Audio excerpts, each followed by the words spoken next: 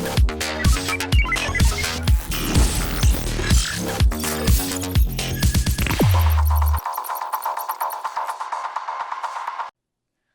everybody, what is going on? And welcome to The Last Hit. My name is Munchables, and today I'm joined, of course, by Lyric, but we also have a very special guest, the co-streamer extraordinaire, IWillDominate. How are you doing, Dom? Welcome to The Last Hit, mate. Welcome on into the official podcast. Yeah, I'm good. I mean, I heard that this is a little bit different than Bevies with the Boys, so I'm not sure what to expect yet, but, you know, we'll see where it goes. Yeah, this one's a little bit more reserved than what we get up to on Bevies with the Boys, so but also a little bit more specific. I was going to say I'm not going to be comparing a roommate to any body parts this time. Perfect. Oh, God. Yeah, fingers crossed. I'm hoping, though, we'll get at least some anatomy-based parallels coming across the episode. We'll have to wait to see. But it is LPL specific, this one, so we're going to be joined by Lyric as well. And, I mean, let's be honest. That Bevies of the Boys episode that you alluded to, the one from years ago, you guys were both there as well. So it does feel like somewhat of a reunion sans Dagda for this episode. Lyric, how are you doing, mate? Man, that Bevies with the Boys was so fun. I know halfway through I didn't know what was going on. I rewatched it. Me and Dom were saying some crazy stuff. So, you know, hopefully it captures some of the same energy, but, you know, doing good. This week was full of bangers. If you look at next week's schedule, it's full of bangers. So, you know, we got week 2 out of the way, which was not the best week to get into the great games. Yeah, this weekend especially, we have been absolutely spoiled with games. Like, even the games that shouldn't be good have been absolute bangers. So it does feel like LPL is just so much fun to watch right now. But let's jump straight into the topics, because we have a good amount to cover. I'm just going to let everyone know what the plan for the episode is going to be first. We're going to start off with failures and faves. We're going to skip word association, because to be honest, I think we've got a lot to talk about. We've only got an hour to talk about it in. So we're going to do failures and faves for everyone. And then we're going to be jumping into each of us bringing our top 15 list of the top 15 players in the LPL and debating the differences between those lists. And I've got the list in front of me here. I can already tell you there's quite a few differences, so there's plenty to discuss in that regard. But let's jump straight into failures and faves. Dom, I'm going to kick it over to you first, since you're the guest on the show. You're the new guy here. I'm going to let you have your pedestal. So we'll start with failures here. Who's your failure for week number 3? My failure is just IG. Like, as a whole, it's so depressing to watch because they're a team that you always expect to be good, and they always have those like big upset wins. I mean, I always characterize them as like the team that can beat anyone and also lose to anyone. Like we saw them beat like EDG, for example, last split. And I was thinking that maybe today, because I mean, the day we're recording this, we just watched them get completely smacked by LNG. And I was hoping that would be a series where they were able to turn it around. I mean, they had that narrow loss in game 2 versus EDG. And, you know, I was just expecting something more out of them. Baolan came back, played today. Wink is no longer playing this series. Like, Puff is there, but it's like there's all these roster changes. Maybe when the Shy comes back, we get something good out of them.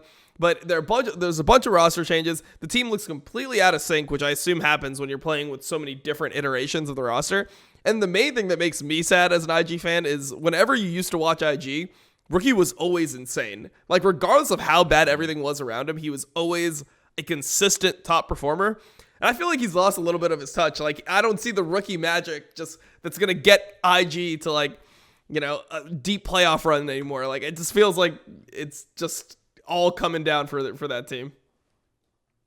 Yeah, I think one of the hardest things as well is, like, you're mentioning maybe things can turn around when the Shy comes back. I think Naney is the least of this team's issues. Naney looks pretty good. Naney's had some insane games. It's like, that's the guy that you're going to have to replace when the Shy comes back. Like, I'm still a huge proponent for the ridiculous rumor that the Shy goes 80 carry. I don't know where that rumor came from. I'm 99% sure that's not true. But, like, God, how fucking funny would that be? I've already sworn. I feel like the weirdest thing about IG to me is people are going to think back to last year and just think, like, overall, IG was bad. But in spring, IG finished first in the regular split. And in summer, they finished, I think it was 3rd or 4th. Yeah, like 4th. And it was it was like similar rosters, right? Puff and Southwind, Baolan came in summer. They have a better jungler than they did at that time. Naney more solid than the Shy, you know, not going to have the same highs and lows. So it's just so crazy to me how this team just has those moments. Kind of like Dom's saying, it's like they can beat anyone, lose to anyone. Munch, me and you talked about this on broadcast. It's not even like they play to the level of their opponent. It's like they kind of pull everyone else down into the mud with them. And then last year, right, Rookie can pop off. The Shy still having those games. I do think maybe the Shy coming back would be a good thing overall if we just think about strictly winning, because you just need some kind of like crazy game where someone can take over, because their decision-making is still just atrocious. I do think with Wink and Lucas, it was better. Like, they were playing more as a team, but, I mean, they were both just still so bad. They were losing lane every game that you just couldn't have it. And I don't know what this team does. Maybe you try out Lucas plus Puff, but it doesn't feel like that does anything. Yeah. Rookie, I don't think Rookie's bad by any means right now either, right? It's the problem is Rookie's mortal. Rookie's not supposed to be mortal. Rookie's supposed to be up there with Faker, that he can do it all, and he's not doing it all right now. And yeah, IG, I think I ranked IG like top 4 coming into summer, just pure hopium, and yeah, that's not happening. Yeah, it's like can you make playoffs angle for them? Like, I really don't even know if they're going to be able to, because, like, honestly, LGD looks pretty good. I don't know, like, Suning's struggling pretty hard, but, like, they're another team that could potentially make a run and make playoffs. And then when you start looking around, like, all those teams in that tier, like BLG, OMG looks pretty decent now. It really looks hard for IG to actually make playoffs at this point. I don't know. I hope that the Shy comes back and the coin flipping is good enough, because right now, like, they're not even flipping a coin. They're like 30% win. So if you can get like a 50% like win record, you can just straight up flip a coin. I think that's probably good enough to make playoffs, hopefully. Yeah, I mean, we'll see. I'm not hopeful. I'm not hopeful for IG, but maybe there's hope somewhere deep down. But let's continue with the ranting and the rambling, as I'll kick it over to you next, Lyric. Talk to me about your failure coming into this week. This failure hurts me so much. My favorite player is Mole. WE absolutely sucks right now. And I don't even think you can really target a single player on WE who's bad. I think Missing is the biggest underperformer, but this team's decision-making is just atrocious. I remember the FPX series specifically where Beishong accidentally takes blue from Mole. Mole now has no mana. Doinb is just constantly pushing him. He can't look for a reset. And for some reason, WE are just like, let's start Rift Herald, despite the fact that we know Crisp reset first, so he's making his way top. They just start it. Mole's not able to do anything. He has no mana, and they just lose out on pure numbers advantage and end up losing game 2 off that. There's other situations where, enemy bot lane is Prio. They move first. You see Mole and Beishong contesting for Scuttle Crabs. Both end up dying. Elk jumping into team fights instantly to the back line, still having those same Elk moments he always did. It's just like, it's so hard to judge this roster when everyone other than Breathe looks so bad. And I feel like for Mole and Beishong, it's because their decision-making is just atrocious. I don't know who's like supposedly calling this team or like how they're deciding to do what they do, but unless Breathe pops off, WE doesn't win. Beishong doesn't look good right now. Mole doesn't look good. Missing looks atrocious, and Elk is hit or miss. Yeah, I mean, I'm of the opinion that, like, Mole is just super uncomfortable, and he's one of those players that thrived in a bad organization. Like, when he's the star of a bad team, I feel like he looks really good. But then when you have to play like a more structured style and you have more like restrictions and what the team really needs from you, it's like there's very targeted areas where they want him to succeed. I mean, there's some really weird performances we've seen out of Mole. Like, there was that Mole set game where it was like, man, like, please, like, just stop sending it for 1 second so Breathe can try to win you the game. But I just feel like it's so strange. Like, even when he gets Zoe, like, it's just not the same Mole Zoe that we remember. So yeah. I feel like they're just really like not used to playing together, and it makes me start thinking if Shanks was just a better fit for the team, even if he was a worse player. Yeah, it's one of those things, right, where you feel like they're gonna have to make a change, and they're probably gonna have to bring back Shanks. I don't know if it does anything, but this roster should not be like, this roster should be competing for a world slot, right? There's no way it shouldn't. Yeah. And the fact that they're struggling so heavily is crazy. Also, one just funny thing, they look like they had never seen Dr. Mundo before in their lives, right? Like, the amount of abilities. Yeah, it hurt. It was atrocious. The fact that they won that game is even more mind-blowing. But yeah, WE have too many issues right now. Yeah.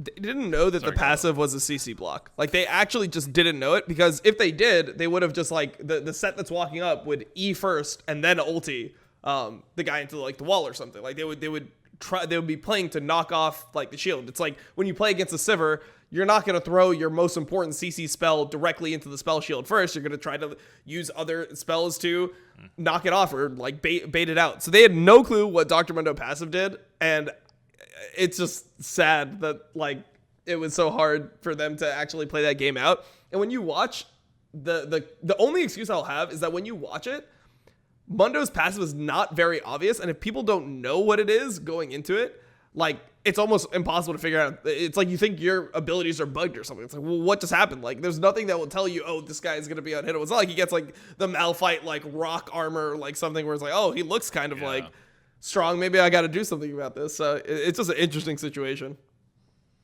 Yeah, and it's one of those things where I feel like so much is changing so rapidly in the game right now. It's like the new items coming in as well, which obviously aren't available in LPL just yet, but like Hullbreaker and the Chains of...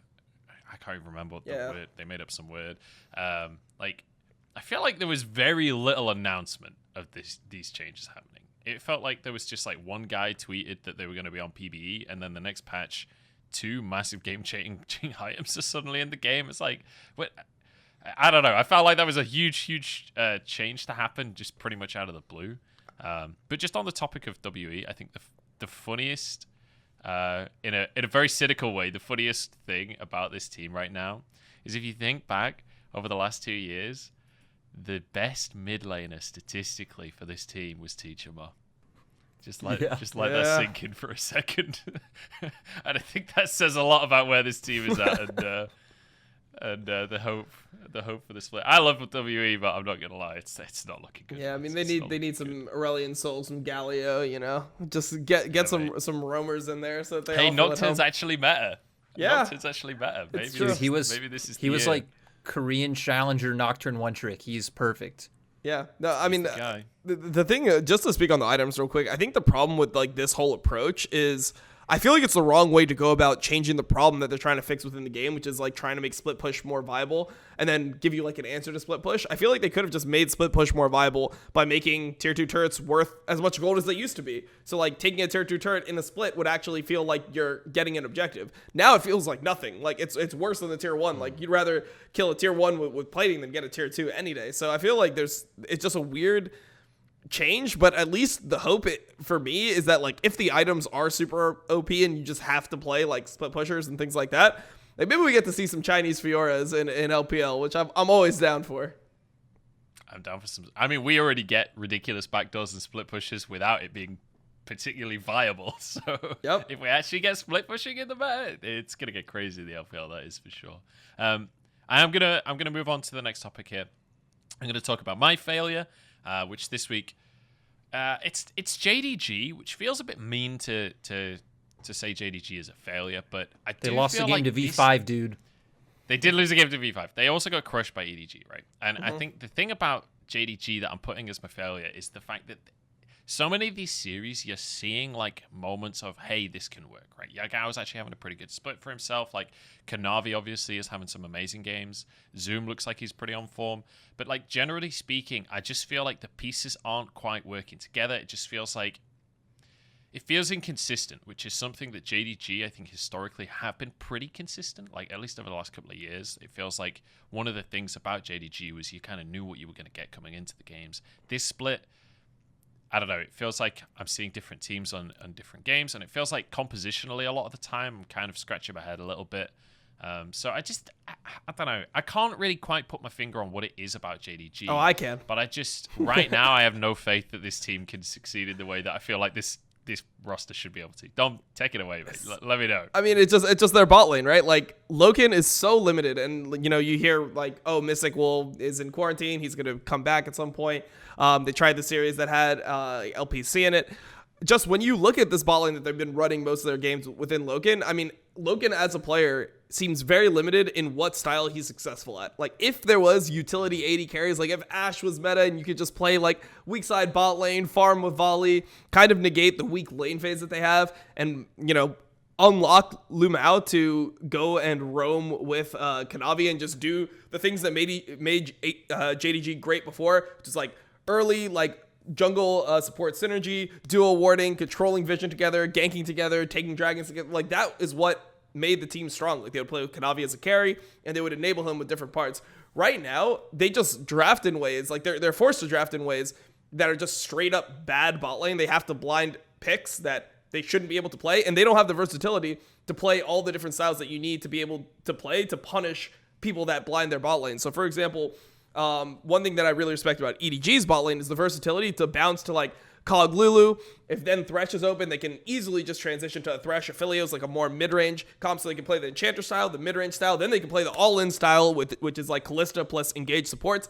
They have all the tools there, and they're able to do whatever the team needs. The problem with JDG is like Loken is essentially a Jhin one trick or something, and Jhin is not very good right now, so that's like why they're struggling. Is the champs that Loken is good at, the champs that Loken is good at are just not viable.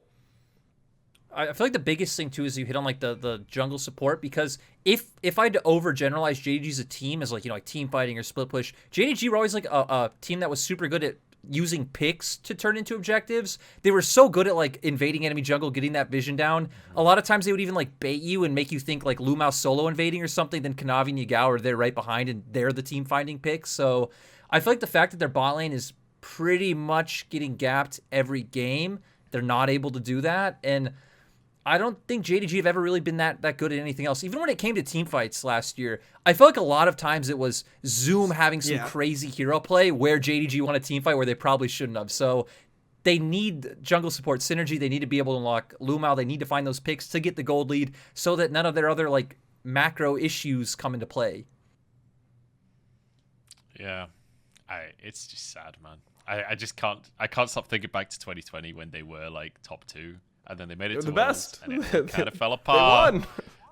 and then, yeah, I don't know. Since Worlds, it's just never felt the same for JDG. So maybe things can work out in the future. We'll have to wait and see. So sticking on similar topics, Dom, you're already talking about EDG's bot lane and how much you admire them and how amazing they are. And my document is telling me, because you already told me beforehand, that's going to be your fave for this week. So please, jump on your pedestal. Give us a soapbox on what is so amazing about Viper and Mako. I just don't know what more you could possibly want from a bot lane than what they have. Like, it just must be the best experience in the world jungling for this team.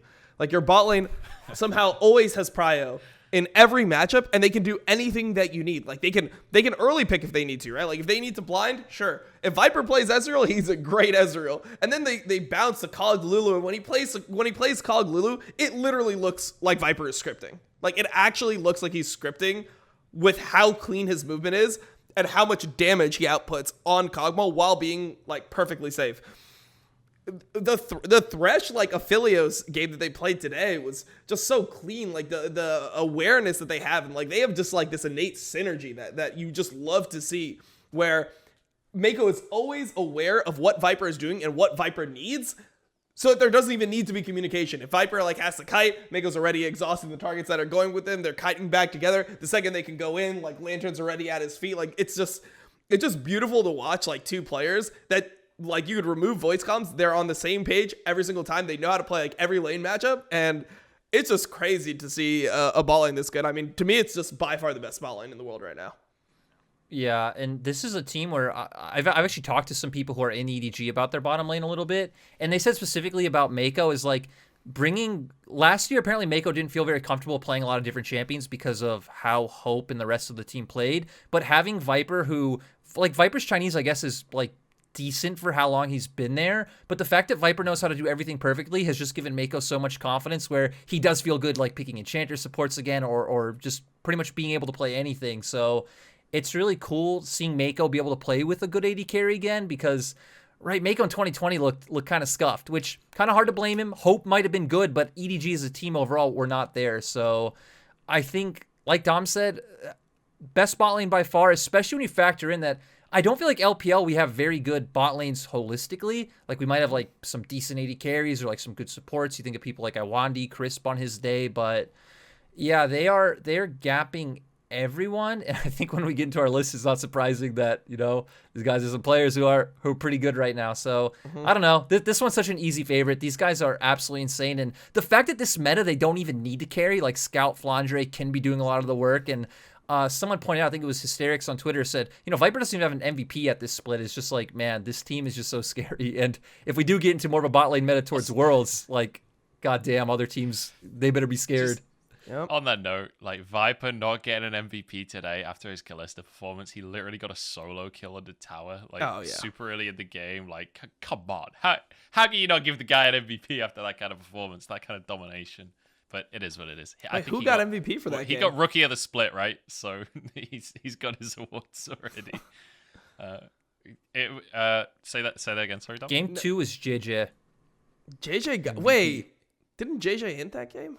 Didn't he die top? Was that the game that he died top or no? Where he died top jungle to Zoom and Kanavi? Maybe that was game 1. Maybe it was game 1. I don't remember. Maybe that was the game where he was dying. But like, come on, the bot lane gapped so hard. Viper was like 4-0 at like 4 minutes, 5 minutes. Just give him the MVP, please. Yeah, just felt like robbery, daylight robbery. Let's move on to the jungle role though, because I'm gonna kick it over to Lyric now for his favorite.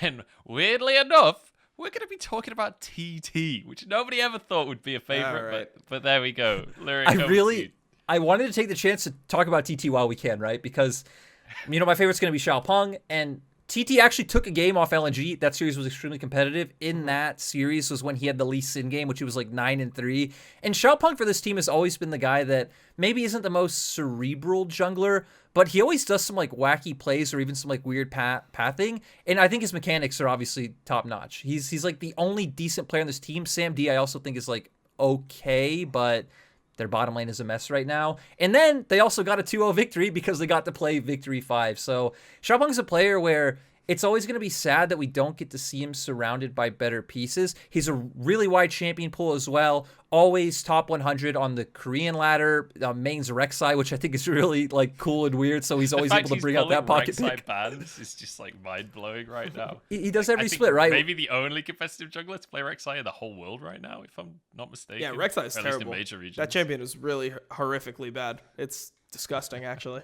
I can tell you as a Rek'Sai player, this is probably the worst that Rek'Sai's ever been. So, yeah, I mean, we'll see if he's still playing. Wait, actually, he was playing Stridebreaker, I think, Rek'Sai. I don't think he was playing. I think so. Yeah. It wasn't like Assassin. Yeah, he wasn't playing Prowler's Claw in the game. So maybe the Prowler's Claw nerfs won't even affect him. Maybe he'll just be fine. I don't know. I think that it's just like the Stridebreaker nerf might.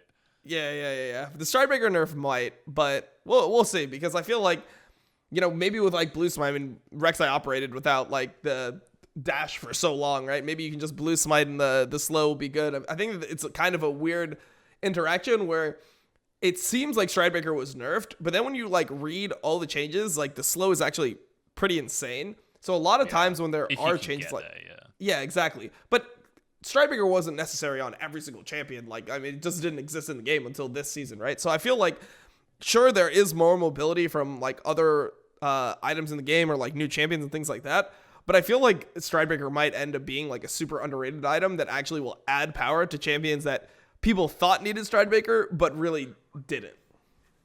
I feel like for champions that can still close the gap like Gnar and Nocturne, Stridebreaker is going to feel so insanely good. And it seems like it only really hurts obscure champions, right? Like the Dariuses or things like that, which we get every now and then by some player being a little bit cheeky. So yeah, I think that one's going to be interesting. I don't think we need to go too in-depth on Xiaopeng, right? We're already using a lot of time on failures and faves. I just want to be like, hey, TT won a series. Xiaopeng has always been pretty decent for always being bottom 3, and he deserves some praise.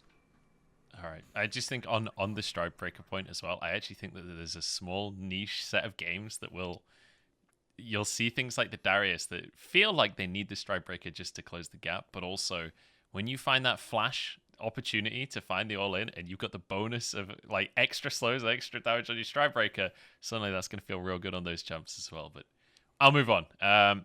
Let's my fave, and I'll wrap up the whole segment. I'll just hit my fave really quickly because I think it's probably the most obvious fave you could go for. It's FPX right now. They look amazing again. It feels like they're back on form. It feels like they had I can't remember who their loss was against earlier on in the split, but it feels like those days are it was LNG. It feels like that's in the past again. We saw RNG versus FPX, absolute banger series. Doing B, man, it's just on another level. Like, he's absolutely insane. The whole team is cracked. I'm so excited for this team again. I feel like I'm just gushing at this point rather than analyzing anything, but I'm just so excited to see more of FPX this split. And I firmly believe FPX at minimum are making it to Worlds, but I think they're a serious contender for the title for summer. But we can dive into our top 15 teams, because I think that's what people are really here for anyway, not just to listen to me gush about FPX.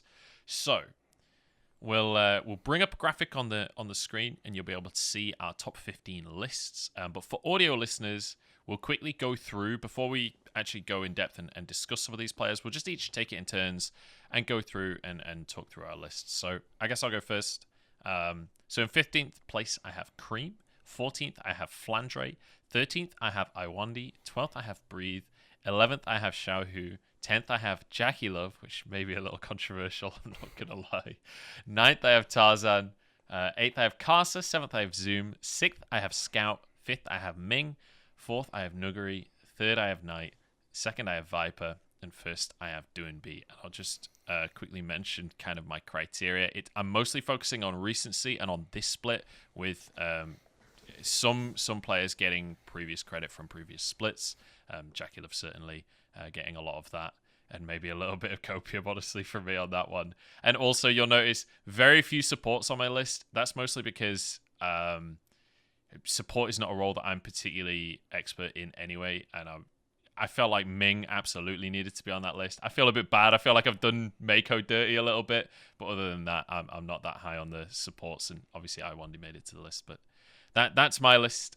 Lyric, do you want to go second? Tell us your criteria and tell us your top 15. Yeah, so, current peak performance and consistency definitely are the two biggest factors, but I'm also putting a lot of weight on performance over the last few months, just like players could be reliable, right? Like someone like Icon right now who's popping off, but we've seen Icon in spring and, even further back. It's like the reliability needs to be there. Yeah, the trust needs to be there. Some players, it just isn't. I also have clutch factor on my list just because we do get into so many like brawly, weird, knife fighty scenarios where, heck, we saw it with Doinb on the Lee Sin, right? I think that can definitely knock you up. And then my list, I'm going to go reverse of Munchables because I just do that, is Ming, Viper, Doinb, Scout, Nuguri, Knight, Tarzan, Breathe, Zoom, Mako, Xiaohu, Wei, Fofo, Gala, Cream. Audio only listeners, you just have to accept that, you have to slow that down or listen to it twice. All right. Dom, over to you, mate. Let us know your criteria. Let us know your list. So my criteria, I would say, is like 25% like prior skill coming in, or like my perception of them and like spring split. I'd say like 75% I'm just doing like on the split to this point. Maybe a little bit more than 25% for the RNG players, because RNG just won MSI, and then if you heard, like, they had issues with quarantine and all this stuff when they came back to China. Obviously they're a patch behind, but I expect the team to start picking up some wins. They've also had like a relatively difficult schedule. OMG, I think, was supposed to be like a free win for them, but it wasn't really that free, considering how they've been looking so far. So yeah, I'm doing like a lot of it recency based. So 15, I have Flandre. I don't know if this one is controversial at all, but I actually think I could have potentially put him higher. I think he's been playing pretty well this split. He's had like a couple int games, which is standard for Flandre, but he's had a lot of carry performances. The Gwen performance that he had versus IG is one that stood out today. The games that he had versus JDG, I thought he just played better than Zoom overall. And that was like the defining factor that had me leave Zoom off my list, which is like, I guess, probably the most controversial thing. So I have 15th Flandre, 14th Cream, 13th Karsa, 12th I have Otley, who I think has been doing pretty well this split. 11th Ming, 10th Nuguri, 9th Gala, 8th Scout, 7th Xiaohu, 6th Knight, 5th Mako, 4th Breathe, 3rd Tarzan, 2nd Viper, and 1st Doinb. So yeah. So I want to talk about Doinb straight away, but I feel like we need to wait and do the top of the tables last, probably. So sure. Let's start at the bottom. I think Flandre is a good topic to hit. Since two of us have Flandre on the list, me and Dom both have him. I have him 14th. Dom, you have him 15th. Lyric, I believe, unless I'm misreading, you skipped Flandre on your list. So let's just, because I feel like Flandre is one of the most controversial players, not even in terms of like personality or anything, just like he seems to be like a Marmite player. People seem to either think he's absolutely washed and terrible, or they think he's the best player in the history of the universe. Like, Lyric, what's the logic on skipping Flandre on the list here? So I feel like the reason I don't have Flandre right is because I definitely put more weight than you guys did in like spring and playoffs performance, to where right that pushed people like Fofo and Wei onto my list, people like Zoomhorn on Dom's list, along those lines, right? Because I think right now Flandre definitely deserves it, but spring it was just like this split, right? Had a pretty good start. We got halfway through, and I do think he got over criticized in spring, especially there was one Jace game where he just got hard.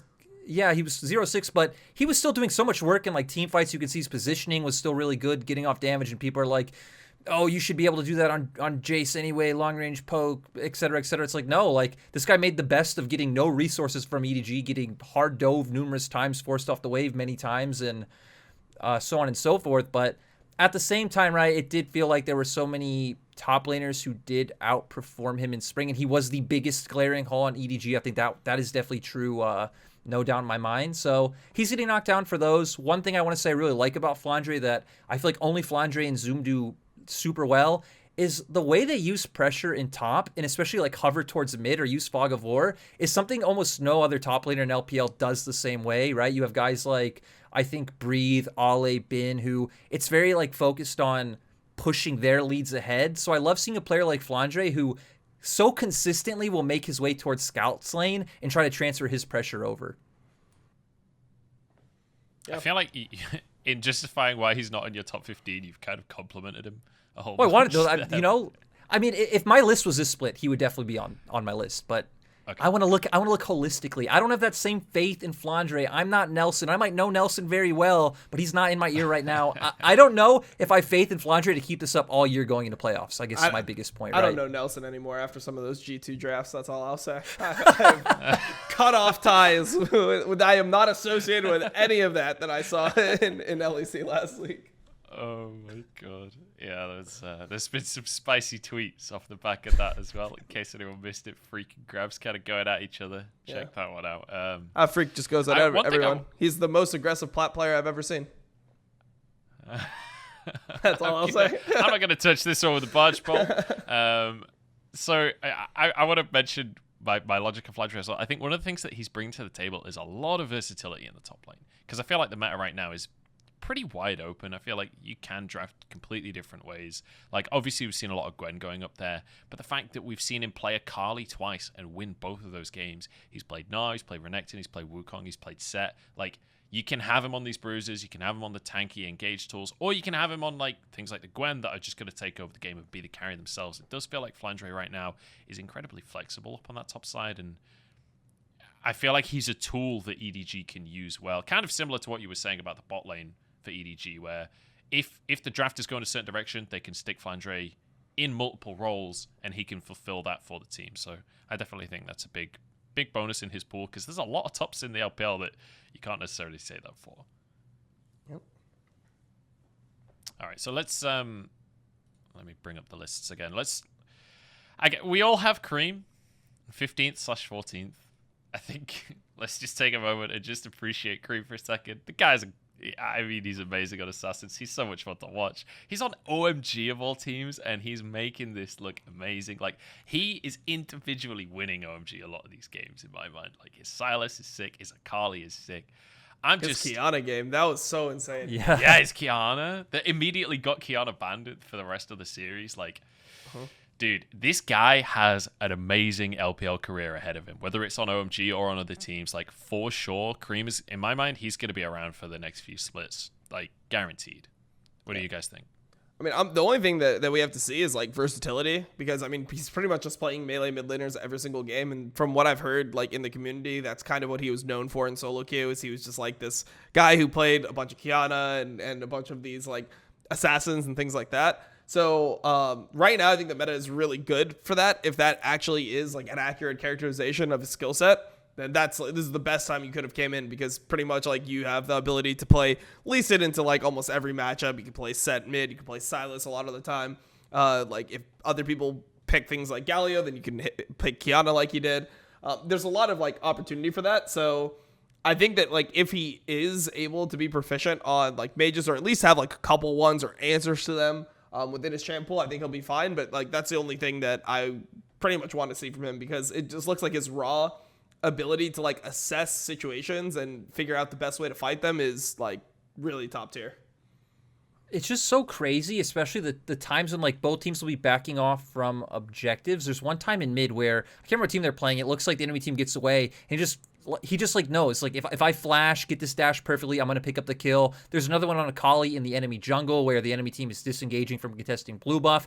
Does the same thing, like flashes in, hits the E, goes in, uses ultimate, gets away clean. Like this guy just understands his limits so well. I did do a bunch of research on him coming into the split, and his champion pool looked like melee mids and assassins plus Ryze and Victor, and that was kind of it for his mage play. So he is a player I'm skeptical on going forward, but I mean, right, he's just such a highlight right now. He has to be on the list. He's the best player on OMG, like by miles. Though I do think OMG overall as a team have like shown surprisingly good, just macro overall. Like jungle support works together. They're able to invade, get enemy vision. They're contesting enemy blue buff quite regularly using Cream's pressure and his assassin. So yeah, I feel like it's interesting that Cream was able to bring a team together of either all like LDL players or reject players like new who people didn't have a lot of faith on in other teams. Yeah, feels like that OMG squad is coming together. I genuinely think that it's a squad that we should see in playoffs, and I'm excited to see them in playoffs because in the right matchup, I think that they can take best of fives. We've seen that it's with a player like Cream that is so good at so many of these melee champions. I think it's very difficult to ban him out without allowing other power picks through. And so even in best of 5, when you can adapt your draft, I think it's going to be difficult to draft against these guys. So I think the only teams that are going to beat OMG when it comes to those kind of series are the teams that just have better raw talent across the board, which obviously some of the top teams very much do. But I'm excited to see what's ahead for them across the course of this split. So let's move up the list here. So in 13th place, we've got a couple of contenders here. Lyric, you've got Fofo on. You're the only one with Fofo on the list. So do you want to let us know about Fofo here? Man, I'm just so surprised the year that Fofo's had. I think in spring, he was definitely top 2, top 3 mid laner. He's one of the best laners we have in LPL, which, again, it sounds crazy to say when we have, like, Rookie, Knight. I mean, Mo was popping off back then, now being Scout doing well. And I feel like he's just the best player on his team by far. Even in their recent series right against Top Esports, I feel like he was the defining factor in their win. He's able to link up well, and I feel like he enables Lian, even though I feel like Lian makes it very hard for his team to enable him. Like, my God, he's kind of tried to lose a lot of series we've seen with some of the performances he's brought out. And yeah, I feel like I would feel very weird if I didn't put him on the list, because in my mind, he is in that conversation with like Doinby, Scout, Knight right now for like best mids in the LPL. I would say he's probably slightly under, because I don't feel like he's great at transferring his lead to other lanes. He's very focused on himself or enabling Lian. And yeah, probably my favorite team fighting mid in the LPL though, especially when we think back to control major metas like the Orianas and the Azirs, he was phenomenal. But also now the Silas, the LeBlanc, the Lucian, it all looks clean. Bold. Doinby is not your favorite team fighting mid after some of the team fights he's had. Yeah, that was exactly what I thought as well. That's a bold claim. Oh my God, you're making me regret it already. Dude, the Lee Sin Pent is too fresh. Yeah, it's just right there. That was something else, man. I don't. For me, Fofo was on my list on an earlier iteration, and then I removed him. I think maybe either Flandre or Iwandi replaced him, which I think are both pretty debatable replacements for Fofo. But I don't know. I think Fofo, maybe it's just a symptom of the team that he's on, right? But there's been quite a few games where he's not been able to win the game ultimately, which, he is up against it. But Rookie was up against it all of 2020, and he still managed to win games. So maybe my expectations of mid laners are just too high at this point. Haven't they only lost to EDG, right? That's RA's only loss so far. They beat Top Esports. They beat LGD. Yeah. And it was all off the back of Fofo. Actually true. So maybe I'm just... maybe I should have put Fofo on my list. True. Actually, my logic doesn't even line up. I mean, I think it's also that they, they're playing a champion that apparently no one knows the abilities for. It's the Mundo every game top for Cube, and he's just able to just get away with murder on that pick. So I think that's playing into it a little bit. It's not really that Cube is good; it's that his pick is good. Yeah, I definitely. God, when I look at RA, I can feel my bias against this team. I don't quite know what it is that I dislike about this team, but like I don't consider, aside from Fofo, I don't consider any of these players to be like near the top in their role, and their scoreline is like a mirage to me. I felt the same last split. I feel the same this split. Like, I don't think this is going to be a top team. I don't think that they're going to maintain top 4 at any point. Like, as soon as I don't think they'll make Worlds. Some of these other top teams get their stuff together. Same. Like, I just don't see the world where RA succeeds. So maybe the Fofo not being in the top 15 for me is just a symptom of this, like, it's RA and mental LNG. block about You this just team. look at those teams. You're just like, these teams can't go to Worlds. LNG is still just stomping people and crushing them, and I still can't believe it. I'm still not going to bet on them any step of the way, which I feel so biased, but I just look at the roster, and I'm like, dude, I can't believe an Icon. Their bot lane, like, Iwandi's promising, he's fine, he's good, but I still don't believe in Light and Iwandi compared to other bot lanes. Tarzan's amazing, but that's the same with RA. You have Fofo, you have Tarzan, that's kind of about it, so... Yeah, LPL just feels so weird right now when looking at teams like this doing so well. Mm-hmm. I'm less against LNG than you are, but I think you're an edge case on how strongly you feel about that one. I think everyone on the roster for LNG, I'm actually behind though. Light and Iwandi, I think, are a great duo. I've even put Iwandi on my list. Ale as well, I think, is stepping up massively. I was hyped about him when he was natural on OMG. Yeah. Do you remember last year when he played Aatrox, very clearly gave up, single-handedly walked into 5 members of the enemy team, and then we never saw him again? That was one of my favorite moments of that entire split. But yeah, I think Icon is the only one there that I'm just like, look, he looks pretty good recently, but I've seen what he was doing for the last 2 years. I can't believe in this guy right now. So for that reason, I'm out. Yeah, I've actually put Ale on my list. I think that was like the other LNG player I have. I have Tarzan really high because I feel like he's the main reason for like their success. When I look at that team, I'm like, this guy is probably competing for best jungler in the league right now. It feels like he's kind of like even shaped the league. It felt like the Rumble priority was way higher in LPL in the first like week or so, and then after Tarzan started pulling out the Diana and like we even saw today Into Them team tried to play Diana Yasuo, which was like something that they like started in the LPL. So I feel like he's kind of like shaping the jungle meta. Everyone's kind of looking up to him, and like he's top tier. But I think Ole's actually had a really surprising split, and like I think this is like part of the reason why I didn't have Zoom on my list is because when I think about Zoom, I'm like, okay, well, Zoom got clapped by Flandre today, and he got clapped by Ale like pretty hard in that Wukong game, like that Wukong versus Akali game where he was just getting like solo killed. It was a pretty nice solo kill, admittedly, but like this is kind of how he ended up falling off my list is because I feel like players like Ale are just having such a good split. I mean, even today, his Camille got a solo kill. I mean, he's solo killing everyone like top lane. So yeah, but I'm waiting for a matchup, an LNG versus World Elite matchup. I want to see him versus Breathe.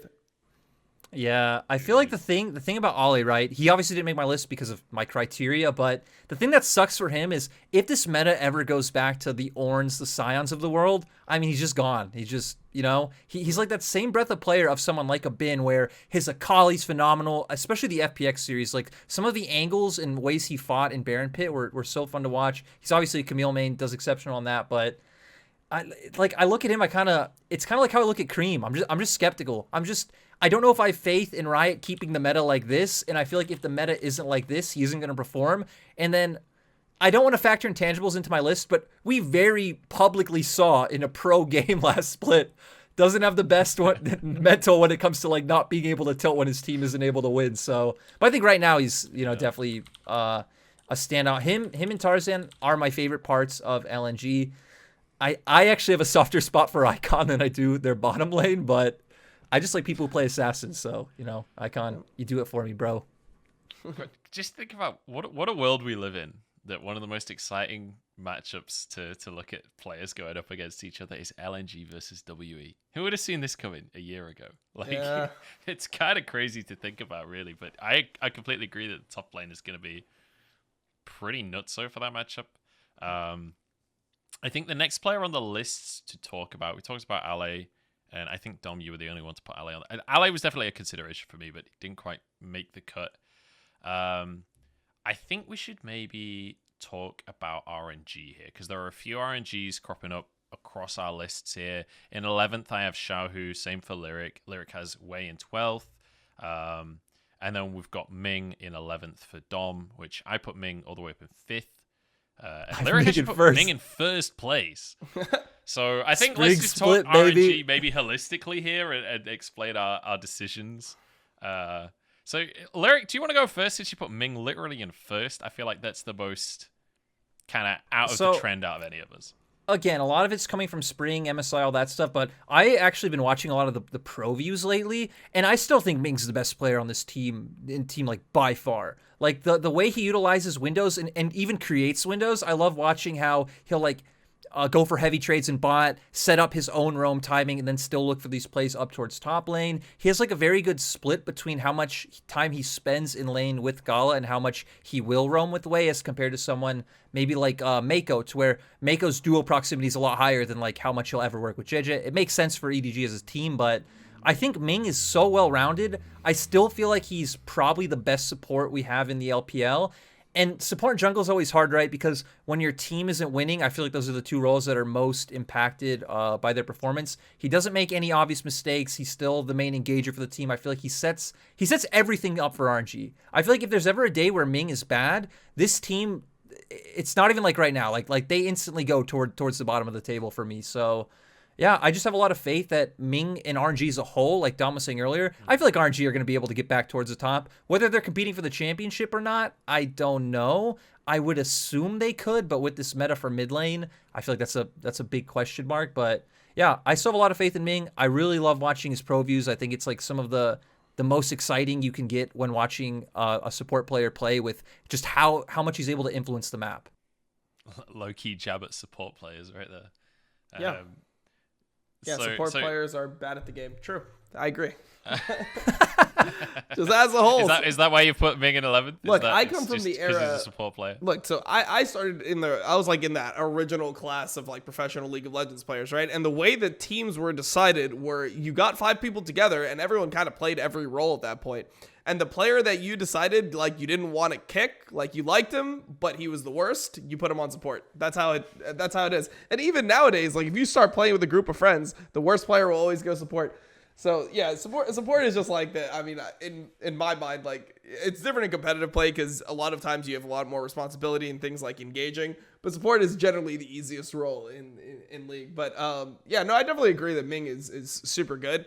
Like Ming and Gala, I expect them to be probably like the second best bot lane.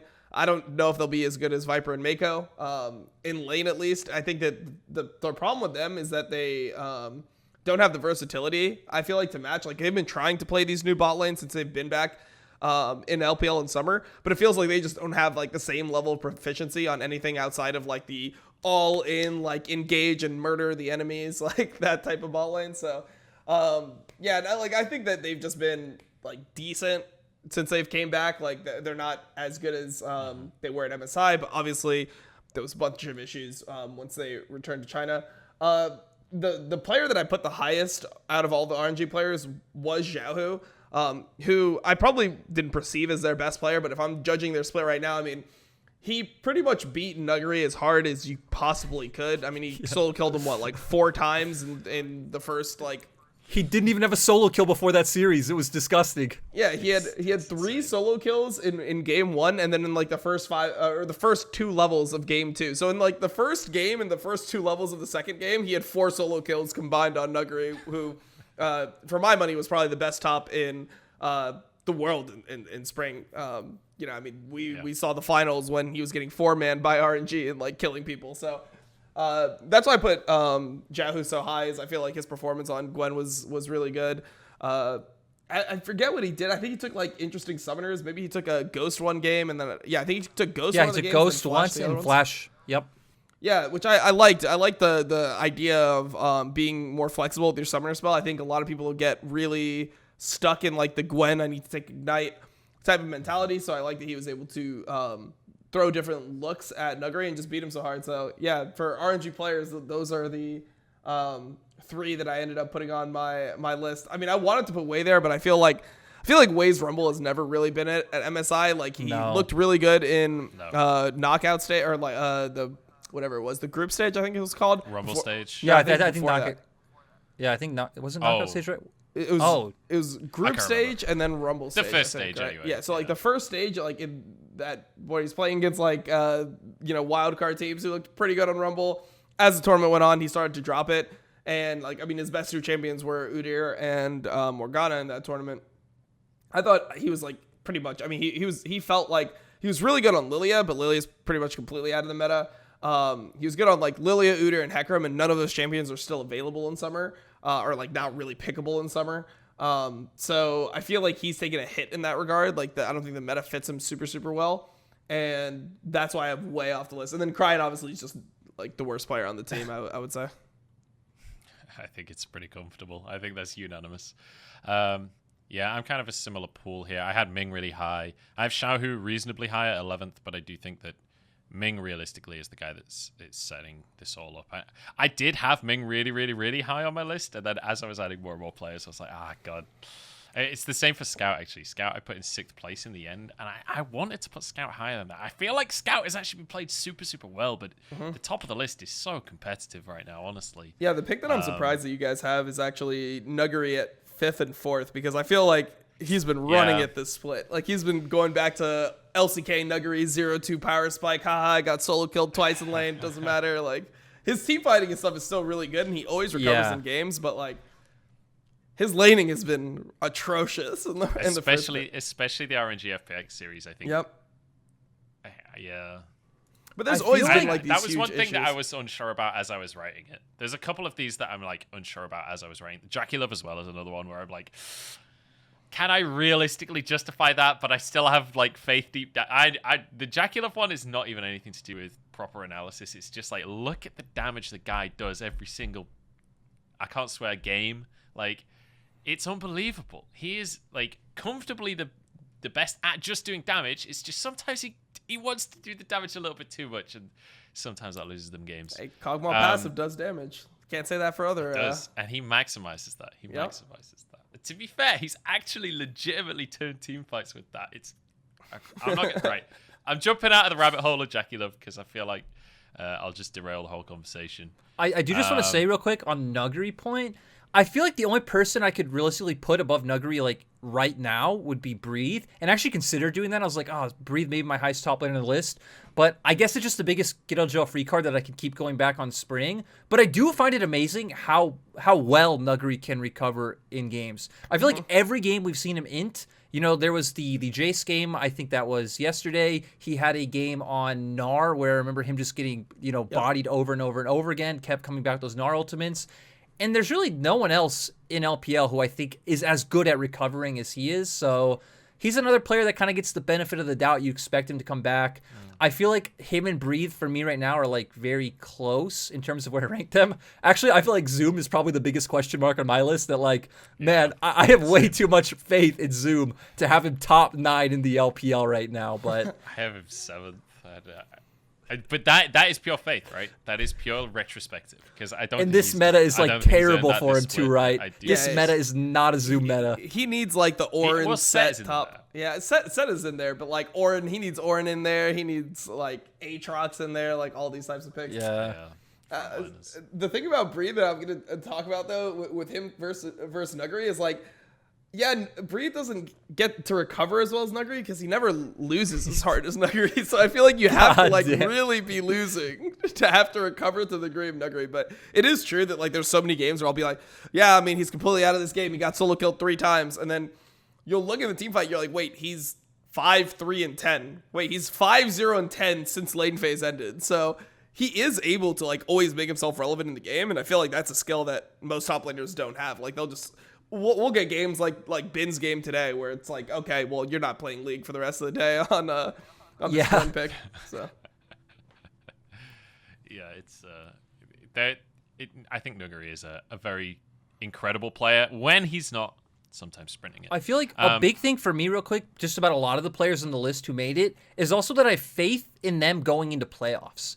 To where some of these players, like heck, I love Breathe. Even in spring, even before that Fiora play, I still Breathe like kind of top of the table towards top laners. But I still don't know how much faith I have in people like Breathe, Cream if they make playoffs. Ale, yeah, like these kinds of guys, because even the LPL players themselves have said it, right? Like LPL playoffs is like a completely different beast. So I definitely feel like a lot of players earned some bonus points for having gone through that experience and done well. All right, let's talk mid lane for a second here, because there's a lot of mid laners up at the top of the table. I think a lot of that is down to the meta, right? There's a lot of flashy plays you can make in the mid lane.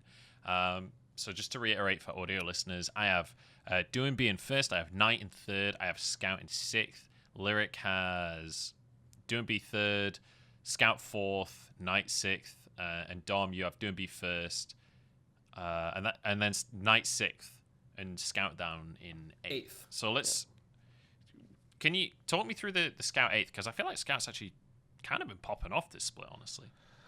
Yeah, I feel like he's been good. He's also had like a lot of like really weird int plays that still end up being okay, but they're not as clean mechanically as like what I've seen out of Knight and what I've seen out of Doinb. Yeah, I mean, I probably could have moved him to 7th on my list, but I think that it's just kind of like a testament to like the fact that he's really good, but I haven't got to see him play as well as like my top 5. You know, like Breathe has had pop-off moments. Tarzan's been like the main reason for me why LNG is 7-0 or whatever they are. I mean, Viper is probably like, it was close between Viper and Doinb. Like, I think they're both pretty insane, and the way I justified putting Doinb above him is like mainly based off role. I'm like, well, mid is a more impactful role than AD carry, so I guess like performing on mid is like, and having to play all those champions, and then the uniqueness of Doinb, and the ability for him to have to 1v9, I think is what pushed him over the edge. Yeah, I mean, I think Scout has been like pretty good, but his team is so good that he doesn't actually have to like hard carry often, if ever. Yeah, there was one series at the start of the split where I felt like he really, really hard carried. I forget who it was against, but there was one where it felt like Scout was the individual reason. He was playing Silas in that series. I remember the one you're talking about. Can't remember who it's against, but because I remember the comment of like, you know, his equalizers are better than whoever the enemy jungle was, and it actually makes sense, right? IG series, but IG. I feel like anyway, go on, Lyric. I feel like the big thing for me was like, I knew I had Doinb over Scout and Knight, and then I just came into this dilemma of like, I mean, Knight right now, right, is insane. I think, heck, you can even put, like, Knight up there with Doinb of, like, man, who do I put better between these two guys? But Scout getting some of the residual over from Spring. I also feel like Scout is a much better side laner than Knight is, and especially with how he specifically uses side lanes to impact team fights in the flanks he's been able to find. He's had some, like, really great Lee Sin moments, maybe not in the same vein as Doinb, but, like, finding that sick angle to come in for the kick onto the AD carry, setting up for his team to win. His Utilus of Silas ultimate, I think, has been one of the best in this split. Though I do feel like he is a player who's benefiting heavily off the meta.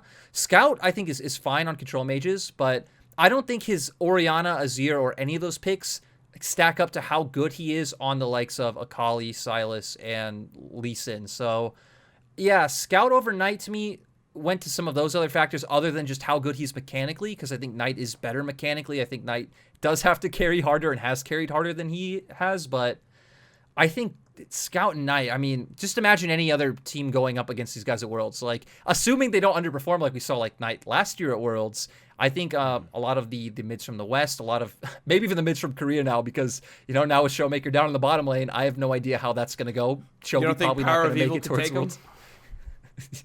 You know, maybe that's when Bjergsen subs himself back in. 4 years ago could have took him. No, I just want to see Bjergsen sub himself back in, bring out the Zillion once again like he did at Worlds, and then realize, oh wait, these guys, we just can't concede lane pressure against good Chinese mid laners and good Korean mid laners. So, yeah, I don't know. I think mid lane is, I think mid lane's our most stacked role when you look at our list, which is pretty crazy. Because for a while I thought it was top lane, but man, we just have so many good mid laners right now. Even people like Yagao, Angel, Xie, Angel. I kind of wanted to put Yagao on my list, actually, because I think he's had some really... He's been playing really well this split. This split. Yeah. Like, comparatively to my expectation of Yagao, I think he's really overperforming. then like even people like Fofo we hit on earlier, if WE can figure out the mole situation, we've seen for the past 2 years how good he is. Like, I just can't believe how good you have to be to even be an average LPL mid laner. Yeah, you have to be like literally like one of like the 15 best mid laners or like maybe 12 best mid laner in the entire world. Like it's like if you're like the 10th best mid laner in the world, you're probably like 7th in LPL or something, or like 8th in LPL. Like it's kind of insane. It's absolutely insane.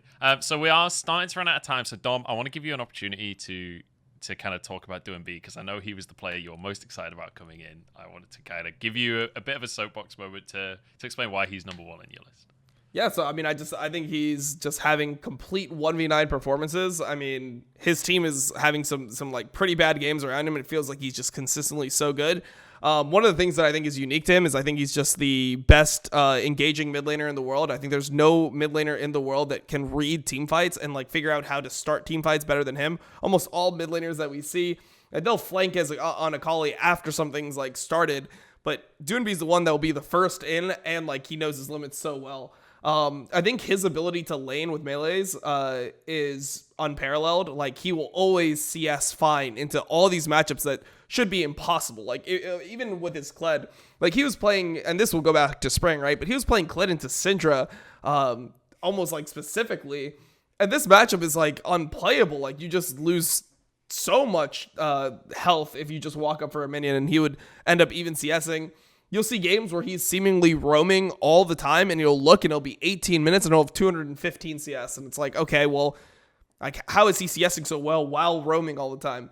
And then also, yeah, I mean, it's like, it's a meta that he thrives in, right? Like he's the guy that played all the melee mids. I mean, we've seen him develop the ability to play Victor. He plays a good Orianna now. He's doing Rise hack, 400 CS, 24 minutes. Like everyone knows about that, right? But like, now it's melee mid meta, and he's the best melee mid player in the world, so he's the best mid laner in the world right now. I just really love the way how he like sets up plays for his team where he'll like play off of certain timers to like force the enemy out of lane to try to like match his roam, and then either like him or him plus Tien will like kill them in transition. I remember we saw that one time yesterday where like he starts roaming, forces the enemy. Yeah, and like things like that. He actually does it so consistently. So he's also really good, and you'd assume one of the main reasons why FPX are so good at having these like set plays of we've seen RNG do it a lot, but I think FPX are still the main team at like setting up those early like 3 to 4 minute dives around top or bot, and he's just like so good at setting up his way for those timers. And lastly, on the Kled point, I remember one game in Spring, specifically against JDG, he's playing against Orianna, and he gets Yigao's flash at level 3, and then solo kills him at 5 or something like that. It's like, dude, it's just crazy how good this guy understands these matchups. I think just to put a final point on the DoNB thing is like when you think back to the Worlds win for FPX, one of the biggest things that was criticized about this team was DoNB's laning, right? And I feel like he has developed as a player since becoming a world champion, and now his laning is nowhere near as like, I guess, suspect in even last year as people believed. Like I think he's just he's become an incredibly well-rounded player without losing the strengths that he had, right? So I just feel like he's exceptional right now. And on that note, we're kind of out of time. So any final thoughts that you guys just want to say to kind of round out the episode before we close this one out? We'll go to you first, Dom. Well, I've been watching every region around the world, and yeah, LPL is winning worlds. If they don't win worlds, it is actually a miracle at this point. Based on like the fact that Dom1's imploding, they're playing a different role every single day. No one looks good in LCK. No one looks good in LEC. No one looks good in LCS. The amount of forced errors we see in LPL is so much higher than every other region. It feels like every other region's all unforced errors. People just killing themselves all the time. But the thing like that we were talking about earlier with like this DoNB situation, where he's like roaming and he forces you to like make a mistake because, you know, he's just playing the game. He's playing the mind game. He'll roam, but he'll wait for you in a bush, get a solo kill on you, run over the whole game. Like that is really special stuff. So yeah, I'm really like happy with the overall level of like pretty much all the teams in LPL right now. Lyric, any thoughts? You know, I'm just going to, have to be the bit of a fanboy right now. Just give a massive thanks to Dom, not only for being on this episode, but just the co-streams, right? Having someone in the community who like genuinely likes LPL. It's not even like a front. It's not like, hey, I can be the first one to do this. You liked LPL. You waited like a year to get the co-streaming. You were able to get it done. You've used your platform to push LPL. You've invited all of us on your shows, you know. So all of us just super grateful. It's why we always shout you out on broadcast or tune into the co-stream. So anyone who doesn't watch Dom's co-streams, you know, make sure to go check them out. Caster audio is still there, so you still get our beautiful voices. And yeah, you know, it's just awesome. Yeah, big agree on that one. Thank you so much for coming on, Dom, and for always supporting the LPL. It's much appreciated. No problem. And I guess, yeah, that's going to round out the episode. I'll not drop any final thoughts. I think I'm just going to close it out because I'm pretty sure we're over time at this point. Thank you very much for coming on, Dom. Thanks for joining me once again, Lyric. It was a pleasure. And for everyone else, thank you for listening. Thank you for tuning in. And we'll see you all in Champ Select.